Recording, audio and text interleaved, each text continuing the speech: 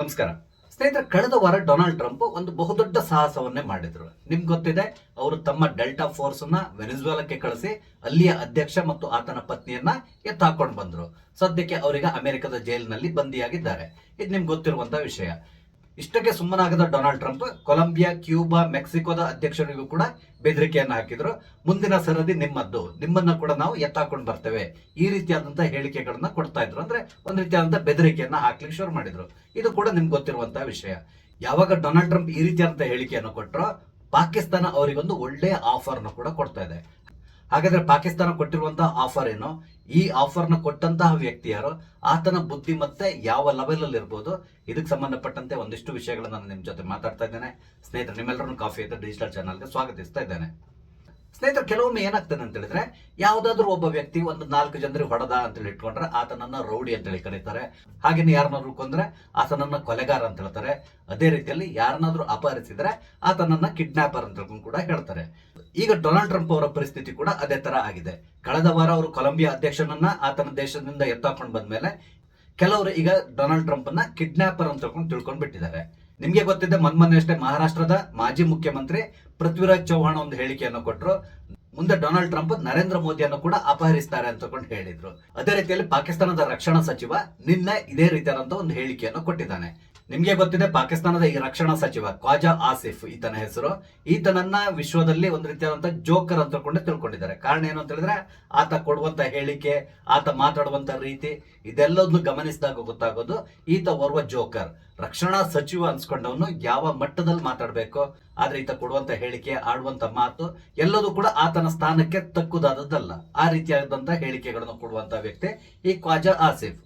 ಪಾಕಿಸ್ತಾನದ ಕೆಲವೊಂದು news channels ಅಥವಾ ಕೆಲವೊಂದು ಯೂಟ್ಯೂಬರ್ಸ್ ಅವರಿಗೇನಾದ್ರೂ ತಮ್ಮ ಟಿವಿ ಚಾನೆಲ್ಗಳಲ್ಲಿ ಉತ್ತಮವಾದಂತಹ ಪ್ರೋಗ್ರಾಮ್ ನ ಕೊಡಬೇಕು, ಜನರು ನಕ್ಕು ಸುಸ್ತಾಗಬೇಕು ಅನ್ಸಿದಾಗ ಈ ಖ್ವಾಜಾ ಆಸಿಫ್ ನ ಇಂಟರ್ವ್ಯೂ ಅನ್ನ ಮಾಡ್ತಾರೆ.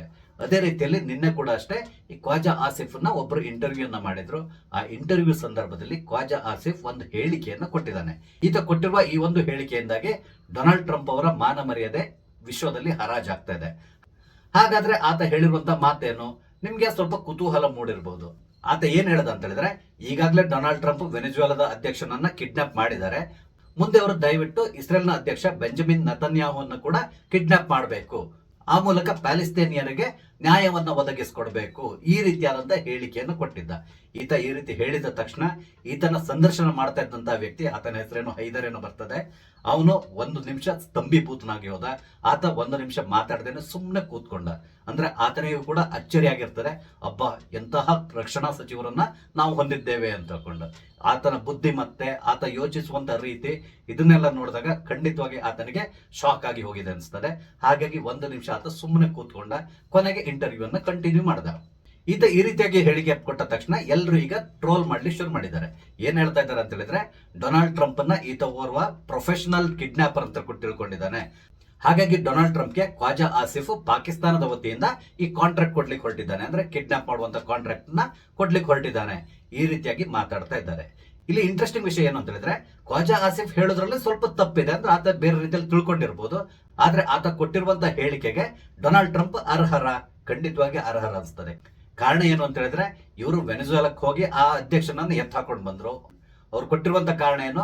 ಅಲ್ಲಿ ಮಾದಕ ವಸ್ತುಗಳನ್ನ ಅಮೆರಿಕ ಕಳಿಸ್ತಾ ಇದ್ದಾರೆ, ಅದನ್ನ ಕಂಟ್ರೋಲ್ ಮಾಡ್ಲಿಕ್ಕಾಗಿ ನಾವು ಈ ಕೆಲಸವನ್ನ ಮಾಡಿದ್ದೇವೆ ಅಂತೇಳಿ ಹೇಳ್ತಾ ಇದ್ದಾರೆ.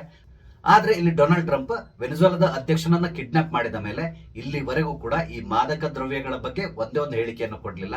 ಅದಕ್ಕೆ ಬದಲಾಗಿ ಅವರು ಸಂಪೂರ್ಣವಾಗಿ ಕಾನ್ಸಂಟ್ರೇಟ್ ಮಾಡ್ತಾ ಇರೋದು ಅಲ್ಲಿರುವಂತಹ ತೈಲ ಸಂಪತ್ತಿನ ಮೇಲೆ.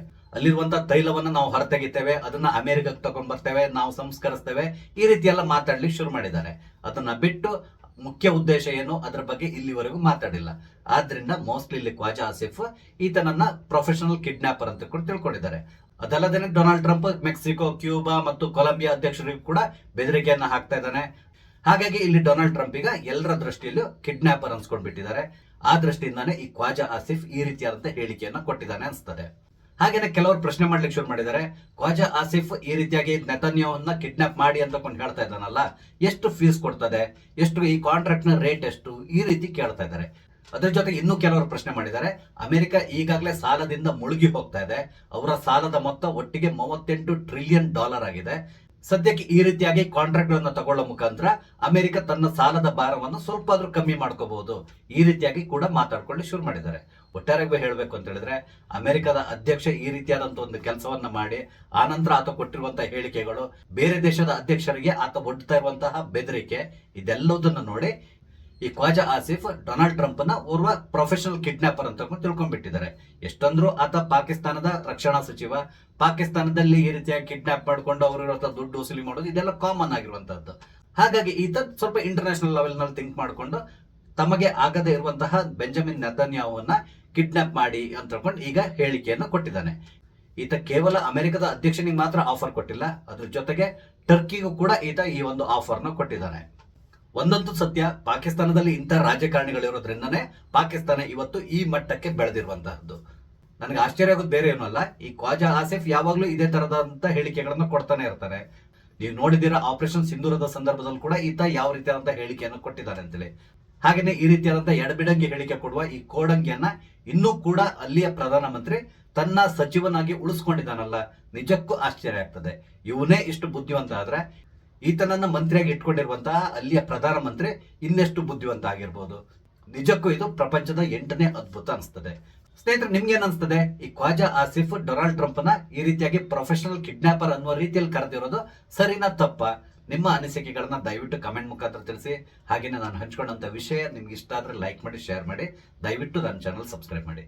ನಮಸ್ತೆ, ಜೈ ಹಿಂದ್.